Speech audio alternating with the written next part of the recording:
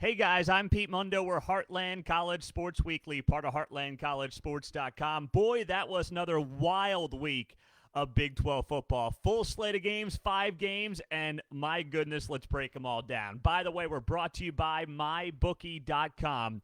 Use the promo code BIG12. That's Big12. You get a 100% sign-up bonus, and I don't want to brag, but our picks are 12-3 against the spread so far this year for the Big 12. We went 4-1 yesterday against the spread, only missing the Baylor West Virginia game. So we're on fire there, and they're a very important partner for us, so we appreciate if you deposit there, you get a 100% sign-up bonus for college, NFL, whatever. The money's right out of the gates. It's outstanding. Use the promo code BIG12 at mybookie.com. And if you're on the podcast, please leave us a rating, review. That helps us tremendously. We've got free koozies we'll send your way. Send me a screenshot of that rating and review to Pete Mundo, M-U-N-D-O, at heartlandcollegesports.com of your rating and review. We'll get a koozie in the mail for you guys. All right, let's start off. We're going to go in order here with the games from this past weekend and start with West Virginia and Baylor going to double overtime.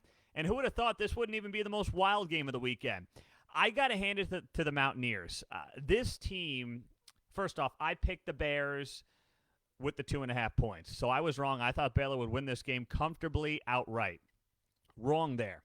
This West Virginia defense, especially that front line and that front seven in general, may be, Iowa State's up there with them, but West Virginia's got a strong case that it may be one of the strongest front sevens in the entire Big 12. They allowed just 27 rushing yards yesterday to Baylor on 33 carries for 0.8 yards per rush. That is absolutely unbelievable for this West Virginia front seven. They deserve a lot of credit for how they bounced back from last week against Oklahoma State. They got it done. They didn't win the turnover battle. And they had more penalty yards. It was an ugly day for the entire conference in terms of penalties and the officiating, and we can get to all of that. But despite that, this is a team that didn't win the turnover battle, but was so stout up front for its defense, it didn't much matter. They got that defense now humming. They got the offense rolling a little bit, especially the running game. Had 134 rushing yards yesterday. They continue to impress me. So I thought this game yesterday between Baylor and West Virginia was a battle between two teams that are probably middle-of-the-pack Big 12 teams, but that the winner would have a case to be made as that team that can upset throughout the season, that can surprise teams, that can maybe finish top 4 or something like that. Maybe, if all things break right, third place in the Big 12. And if you were to look at that game yesterday and say, is it Baylor or is it West Virginia, you'd say it's West Virginia. The offensive line starting to come together. Letty Brown, he had 27 carries, 93 yards, a couple of touchdowns. He's looking good. The wide receivers looking comfortable. And you got to like what you saw yesterday from this West Virginia team at home against a Baylor team that had reached, of course, the Big 12 championship game last year. And overall, the Mountaineers continue to impress me. Even their loss, of course, which was to Oklahoma State. And Oklahoma State may very well be the best team in the Big 12 right now. That loss, first off, it was 27-13 last week. That loss was not nearly as bad as it looked like in the box score, just seeing a 27-13 game. But man, oh man, Neil Brown's got himself something going there. I'm not saying they'll win in the conference, okay? I don't believe that they will. But that being said, you got to like the trajectory for Neil Brown's program. On Facebook Live, Scott writes, I give West Virginia credit, but honestly, Baylor defeated themselves. I believe Baylor will learn from the game. They'll bounce back from this devastating loss. I hope so. But you know what? Baylor, that running game was not sharp. The defense at times had some issues. 12 penalties in that game. So, a couple of picks for Charlie Brewer. So there certainly are some things to work on there for Baylor. No doubt about that. I'm not souring on Baylor, but you know what? You got to give the Mountaineers credit. Tim writes, please condemn the Big 12 officiating. When is enough going to be enough? It was bad every game yesterday. Absolutely agree. You can go through every game and find issues with the officiating across the Big 12 yesterday. There's no doubt about it. You can absolutely do that. I will not defend the officiating in any one of these games. But like every game of football, right, unless it's so egregious, I believe you can also find reasons each one of these teams lost yesterday in the Big 12 Conference. So I think that's got to be made clear as well. You can't overlook that. Ryan on Facebook Live, and we're, by the way, on Facebook, Periscope right now. We'll be up on the podcast later today. We'll be up on YouTube, so we're in all those places for you. Ryan writes, West Virginia will play more of a spoiler. I agree. Nobody should overlook the Mountaineers. And, frankly, nobody in the Big 12 should overlook anybody this year except for Kansas. They are terrible. Oh, man, they are terrible. Absolutely terrible. We'll get to that. All right, the second early kickoff yesterday was TCU and Texas. And my thumbs got a workout bouncing back and forth between these two games. Holy cow. I mean, I couldn't move those thumbs fast enough. So TCU gets a 33-31 win over Texas. Gary Patterson is now 7-2 against Texas since joining the Big 12. And I get plenty of picks wrong, okay? So when I get a couple right, I got to brag about it.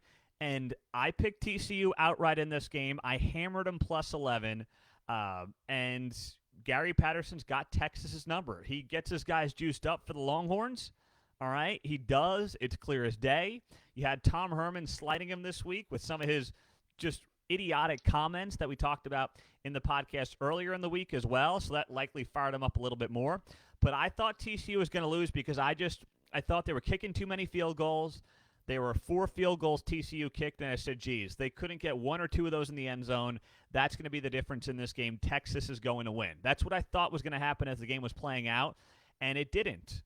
It didn't at all. And obviously you had the fumble at the goal line by Keontae Ingram. He tries to stretch out for that score. It would have put Texas on top.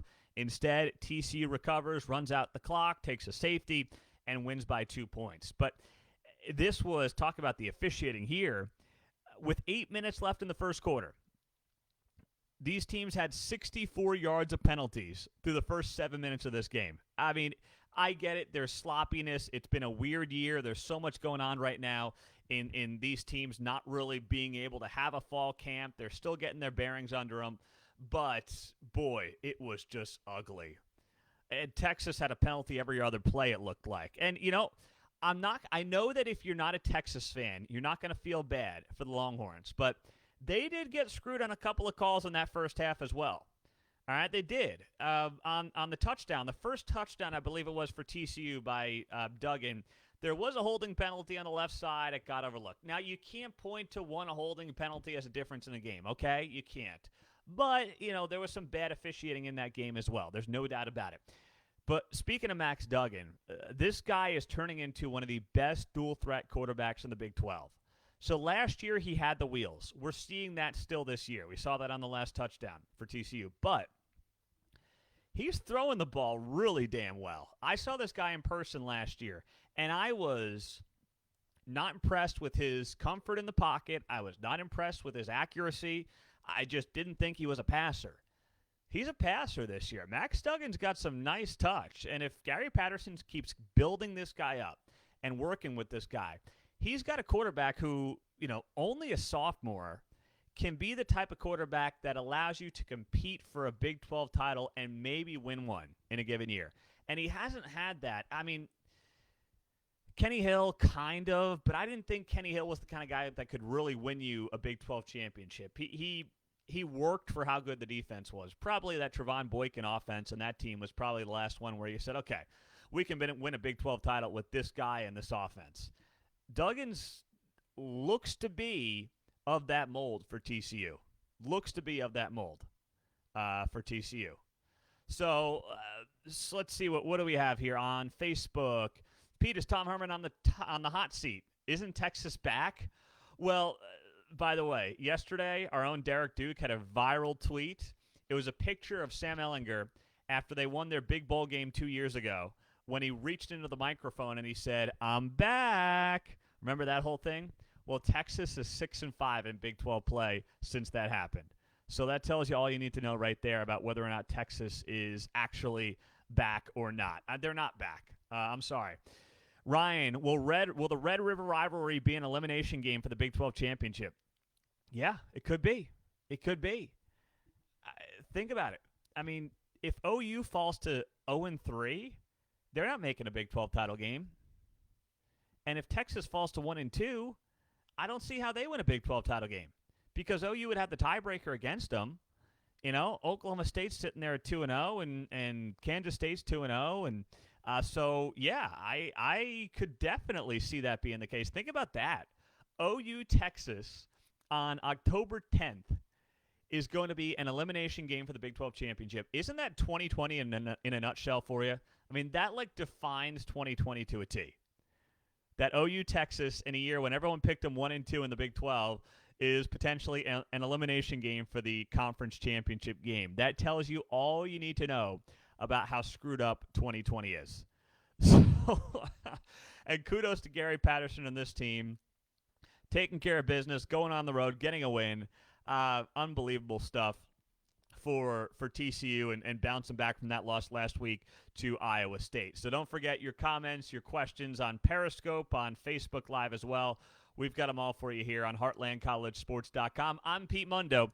Thanks so much for being here and joining us for the show, the Sunday recap show. All right, Oklahoma State rolling over Kansas, 47-7. I hate to be so blunt about it, but let's be honest. Anytime Kansas plays somebody this year, it's going to be the least talked about game in the Big 12, before and after.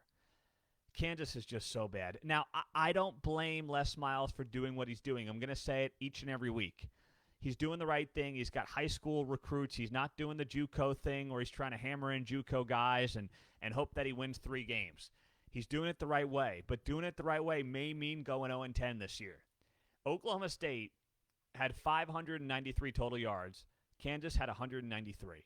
They had 400 more total yards than Kansas. KU was 1 of 14 on third down. I mean, they didn't have a play longer than 10 yards until the fourth quarter. It was horrible, absolutely horrible for Kansas on Saturday. And you know what? Starting Shane Illingworth was the right call for Mike Gundy. We talked about that all week. What do? Do you go back to Sanders, Spencer Sanders, who's dealing with the ankle injury at quarterback? Do you let him rest another week, play the true freshman? That's what we recommended. That's what Gundy did. Illingworth looked as comfortable as he had in any game this year, 17 of 23, 265 yards, 3 touchdowns. So he looked good there, and he got the job done.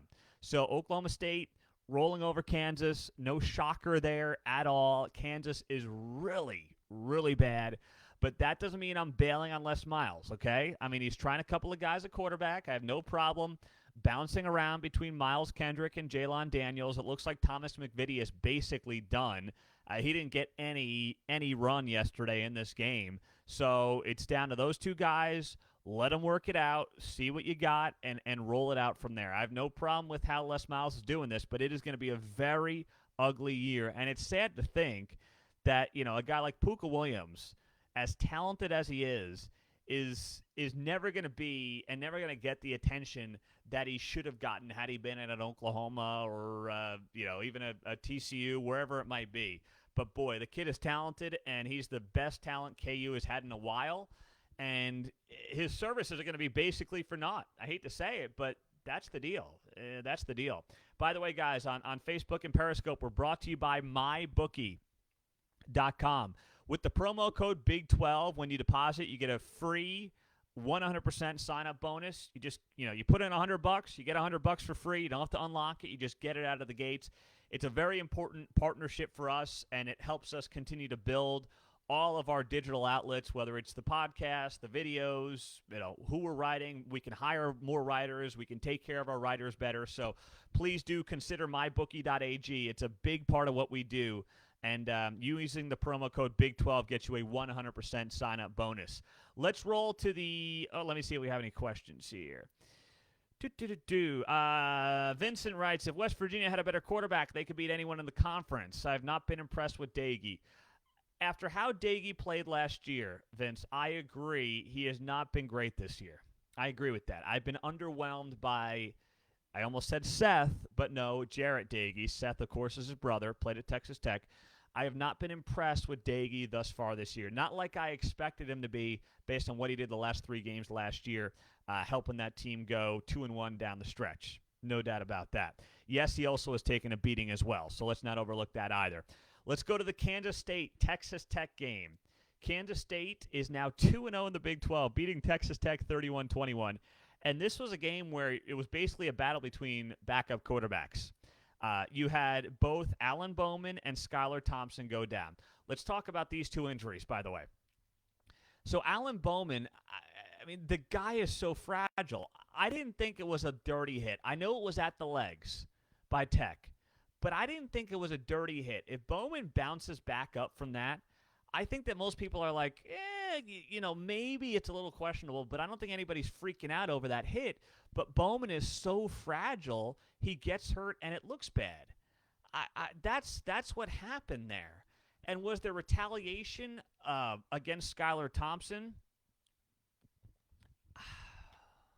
Maybe. That, to me, was a cheaper shot than the one against Bowman. That was clearly trying to get a big hit on Skyler Thompson. That's what was going on there. So if you're telling me which one looked worse, I think the hit against Skyler Thompson looked worse than the hit against Alan Bowman. I don't know for sure if either was dirty or intentional or anything like that. But if you're asking me which one looked worse, I thought the hit against Skyler Thompson looked worse. So then you had two guys going at it in Henry Colombi for Texas Tech and then Will Howard, the freshman, for Kansas State. Colombi is a guy that came over from Utah State for Matt Wells, who he, of course, played for prior to Wells coming to Texas Tech. Howard, true freshman, got it done. Think about this for Kansas State.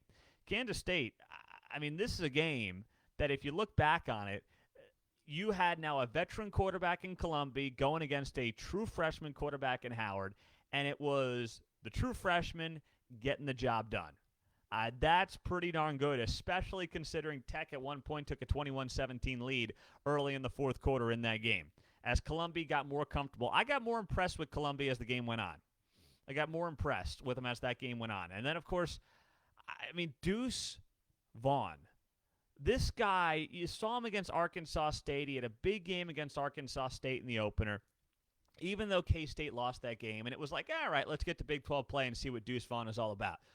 Dude's a stud. Dude's a total stud. To think that K-State's got at least, 2 more seasons with this guy. 16 carries, 113 yards and a score, over 7 yards per carry, 3 catches, 81 yards, and a touchdown.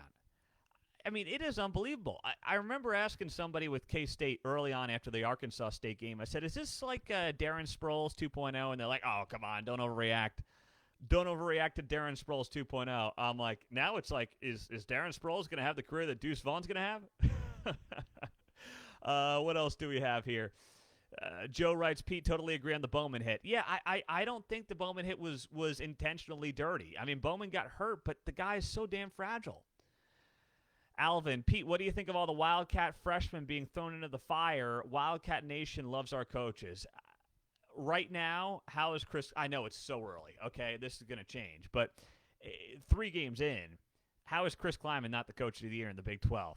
And to think that between K-State and Iowa State, if only these two teams won their first game of the year, they'd both be sitting in the top 25. Iowa State, will get to them in a second. They'd probably be a top 10 team if they didn't blow that game to Louisiana. And K-State would probably have a top 15 or top 20 ranking right now. That's got to be so frustrating for those coaches and players. But, yes, you got to love the coaching staff. What Chris Kleiman has done, I really thought this was going to be a year where K-State finished 7th, 8th in the Big 12. And I guess they still could, right? It's such a topsy-turvy year. It's such a stacked conference, 1 through 9. Sorry, Kansas. It could still happen, depending on what Skyler Thompson's health is. But to think that this Kansas State team coming back this year, brand new offensive line, so many new faces, young players, is going into a situation where they're right now tied for first place as we go to the second week in October in the Big 12. I know it's just 2-0, but hey, you got to love that. You got to love that if you're a Kansas State fan. You got to love what this team is doing for you and what they've got going on. It is a really exciting time for Chris Kleiman and this program. As for Matt Wells, it just feels like he can't catch a break. Last week's game against Texas, they got a 99.8% chance of winning. I'm not BSing. That's the stats. That's what it said.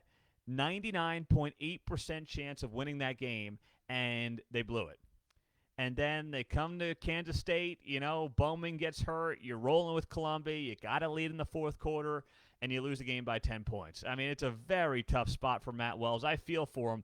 I don't know if Wells is on any type of a hot seat. I don't think he is. I think 2020 is going to be counted as kind of a wash for all coaches and all coaching staffs, and the budgets are so tight right now for these Power 5 teams. I have a hard time believing that any kind of massive change is going to happen, but it is tough. It is very tough if you're a Texas Tech fan to see this program that does not appear to be trending in a great direction right now. It just doesn't. But I'm willing to give Wells some more time here. I think he deserves more time.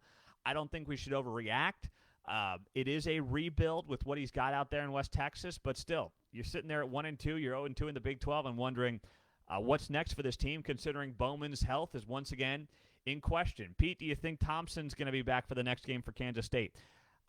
I don't know. I mean, he was in a sling during that game. I have no idea whether or not he's going to be back for the next game. There's just no way to know. I hope for Kansas State's sake, because frankly, I mean, Will Howard seems like a nice player, but I don't love the idea of Will Howard being a guy who is going to, carry you to whatever, 7-8 wins. I don't see that being the case. So I hope Skyler Thompson is back, because I think this team needs it and this program needs it right now if they really want to compete at the top of the Big 12. And last but not least, you've got the Iowa State Cyclones doing something they have not done since 1960. Can you believe that? 1960. The last time Iowa State beat Oklahoma at home, 3 days before JFK won election, is the last time Iowa State beat the Oklahoma Sooners in Ames. Meantime, OU has now lost 2 straight regular season games, first time that has happened since 1999. Most of the guys playing in this game, think about this, most of the guys playing in this game were not alive the last time OU lost 2 straight regular season games. I mean, that's an unbelievable tidbit when you put it in perspective like that. And to think that this Oklahoma Sooners team came into this game off of a loss last week against Kansas State, and then, of course, this game against Iowa State, which, they were leading comfortably. It was 17-6 in the second quarter, and I had Iowa State +7. I said, geez, is OU going to run away with this thing now? Iowa State had to settle for a couple of field goals. You knew that field goals was not going to win this game. But here's what I think back to as well. First drive of the game for OU. They got the ball down at the goal line. What do they do on a 4th and goal? They kick it. That tells me all I need to know about what Lincoln Riley thinks about this team. He doesn't feel, and it's no one's fault, right? He's got a young quarterback in there in Spencer Rattler. He would not have done that with Kyler Murray. He would not have done that with Baker Mayfield, and he would not have done that with Jalen Hurts. He kicked the field goal on the first drive. That was telling to me on a 4th and goal for Oklahoma in the opening drive of the game. You're on the road. You're saying, hey, let's get a damn touchdown here. Let's stick it in there. It's 4th and goal from the 1. Let's get this job done. And they kick a field goal. That's not the Lincoln Riley we've known the past 3 years. All right? That's not. That's not the Oklahoma offense we've known the past 3 years. That was a telling sign of what was to come for the Oklahoma Sooners in that game. And, Iowa State kicks a couple of field goals, but still, OU's got a 17-6 lead early in the second quarter, and I'm starting to think that my Iowa State +7 pick is looking terrible. But guess what? You know what? Right now who is the best player in the Big 12? It's Breece Hall. I know that Kansas State fans are going to be mad and probably say it's Deuce Vaughn. That's fine. I believe it's Breece Hall, the Iowa State running back, 28 carries, 139 yards, 2 touchdowns on the night. He was absolutely outstanding. Absolutely outstanding. I mean, this guy was a stud, and I know that, some of you guys are probably going to troll me. Oklahoma State fans are going to say that he's not even the best running back in the Big 12. Right now, what I've seen the last couple of weeks, it's Breece Hall. And this guy coming out of high school in Wichita was overlooked. I guess, according to a story I saw on Twitter this morning, the Breece Hall's high school coach out of Wichita trolled Lincoln Riley a little bit. He said, I begged Lincoln Riley to look at this guy, and he wouldn't do it. And you're seeing that, play out. Breece Hall has had 2 great games against OU last year and this year. And I'll tell you what, OU is missing Kennedy Brooks tremendously. You saw that in the loss last night, 37-30 to the Iowa State Cyclones up in Ames. You saw Kennedy Brooks is being missed, and this is a guy who never got the credit he deserved. Kennedy Brooks was not flashy. He was not a sexy player in the backfield for Oklahoma, but he opted out of this year because of COVID. And you're seeing a backfield in T.J. Pledger and Seth McGowan who are solid, but they don't have that extra oomph. Spencer Rattler, I thought he had a really solid game. I don't think this team lost because of Spencer Rattler. And frankly, that ball in the last possession or two went right through Theo Weiss's hands. If Theo Weiss catches that ball down on the goal line, he either scores on that play or he puts it in there, and Oklahoma probably wins that game. Theo Weiss, he looked like me out there trying to catch a ball from Spencer Rattler. Rattler's rolling out to his right, launches it downfield. For a redshirt freshman, it was an incredible throw, and it went right through Theo Weiss's hands. It was just terrible. And I know that Theo Weiss is still a young guy. He's a sophomore. But you know what? He was a 5-star recruit. And he completely blew it on that play. And that could have been a game changer for OU. Now, some people are pointing to the fact that the holding call at the end of the game on Charleston Rambo. Let's talk about that, where Greg Eisworth tugged the jersey of Charleston Rambo, the OU wide receiver. No flag was called. Iowa State ends up with the interception and basically seals the win from there. Could it have been holding? Yes. Would I have been outraged if the holding call was called against Greg Eisworth and Iowa State and Charleston Rambo? I would not have been outraged by that call. But I can't look at the call and say that OU wins the game if that's the case. I can't do it. You know why? Because, first off, they're trailing in the game already. It's only a 15-yard penalty. It's not a spot foul like the NFL. So there's no guarantee that OU goes on the score, and then they would have to win in overtime anyway. I just can't do it. Now, the officiating was not good in that game. I thought the Iowa State player that got ejected for targeting was a bad call. Some want to point to some missed calls against Oklahoma. That's fine as well. There were. But OU didn't lose this game because of the officials. I'm sorry. I never buy that, barring something wild in the game of football. I never say it's just the officials' fault for the reason that this team lost. All right? How overrated, by the way, is Radley Hiles for Oklahoma, bookie as they call him. This guy was a 5-star stud coming out of high school 3-4 years ago now. And he was just getting smoked all night. This guy is all hype. He's all hype, bookie for OU. And Alex Grinch, the team finally got a turnover. And he thought it was going to be the turnover after the takeaway from Brock Purdy. You thought that was finally going to be the one that basically changed the outlook of that game. And it looked like it was going to there because Purdy gets taken down, strip sack, and everything else. OU finally gets a turnover. And it was not the result that a lot of us expected it to be because at that point the game was tied at 23. OU goes on the score. They go up a touchdown. All the momentum is on the side of Oklahoma in that game in the fourth quarter. And then what happens? Well, then you've got the big-time return from Kenny Nwagwu, and Breece Hall runs it in, or I guess it was Brock Purdy running it in from 2 yards out, and they tie the game up at 30. Then you've got OU punting. Oklahoma State scores a touchdown, and the rest is history. So that was a hell of a game. It was a hell of a day for the Big 12. And thank you guys for joining us to recap it here on Periscope, on Facebook Live. Any comments? Let's see what we got here. Anything I'm missing? Pete, Lincoln Riley took a page out of Mike Gundy's book, kicking that field goal early on. Great point, Brian. Great point. I totally agree with you there, man. Totally agree.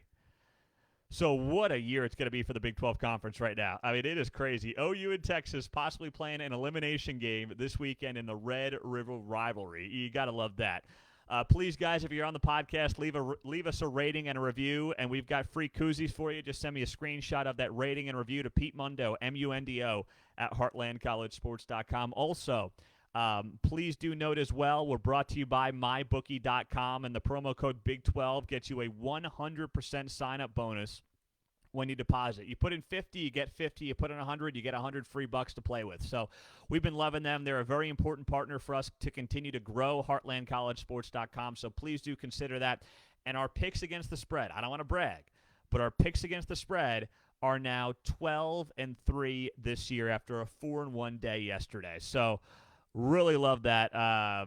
Mike writes Cyclones are going 9-0 in the Big 12. Take it easy there, Mike. Take it easy. 1 week at a time, pal, okay? 1 week at a time. Love you guys. Thanks for everything, and we'll talk to you soon. Check out the podcast if you haven't subscribed there. And we're releasing podcasts middle of the week. So we'll be there Tuesday, Wednesday. We'll talk to you then. Thanks so much. All right, see you, Periscope.